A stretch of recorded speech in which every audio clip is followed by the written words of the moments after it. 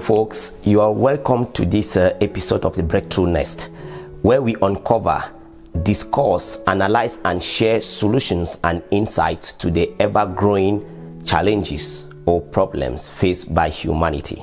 I hope you've been enjoying our previous episodes. If you haven't subscribed yet, please kindly hit on the subscription button below and the notification bell, and you will be notified when a new video is uploaded. The goal of this platform is to break through in every challenge or situation that we are going through that can actually help us to actualize our destiny and live a life of fulfillment. And this actually springs from common things that we experience either knowingly or unknowingly in our daily life. So it takes God and our actions diligently in order to break through, and that's what we stand for. And we know that as you stay connected on this platform, insights and solutions to your own challenges shall be addressed and you will be breaking through. The topic today is captioned "The Trap of Compromise."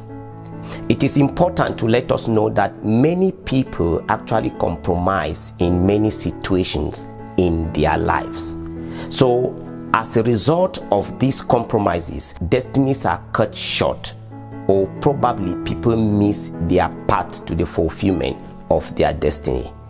It is important also to note that people that engage in compromises or people that compromise usually take the shortcut and they don't follow process. It is key. But for everybody to achieve purpose in life, you must follow the process, which is very, very important to note. So folks, I admonish you, in order not to compromise in life, have patience to follow the process, and you will definitely get the product at the end of it. The trap of compromise, what it is, I will want to let us know that there are many young people today that instead of working hard, studying, looking for a job, pressing on in order to make life out of it, they decide to go the short way. Of course, you can bear with me, there are many out there, who are engaged into money laundering, engaged into scamming, engaged into some sort of fraudulent activities, that are short-lived. But those are things that don't really demand much from them, but will easily bring them what, in quotes, I put, fast money. Those are people or persons that are compromising their destinies because they have decided not to follow the process of going to school, looking for a job, and engaging and actually working overtime in order to get money and live life. If you are a young person out there listening to me, you have to take note of this. Follow the process in order to achieve the product at the end. It is very important. Now, compromise.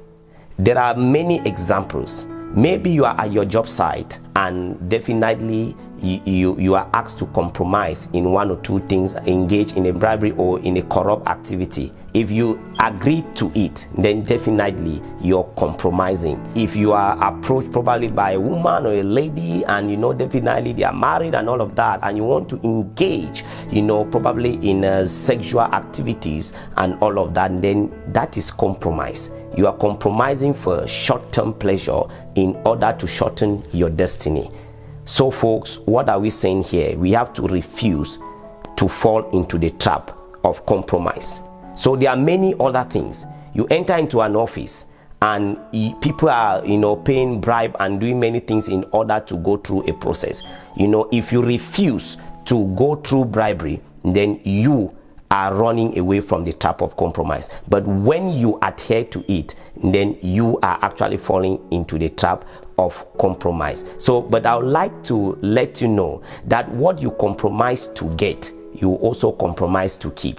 But I know you listening to me, you will not fall into that trap. Let's look at an example in scriptures.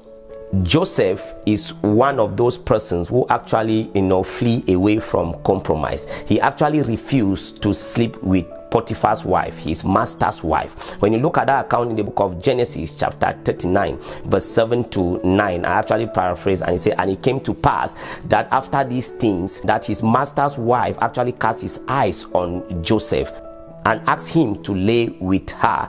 But Joseph refused and said unto his master's wife, how then will I do this great wickedness and sin against God? Remember who Joseph referred to not to sin against.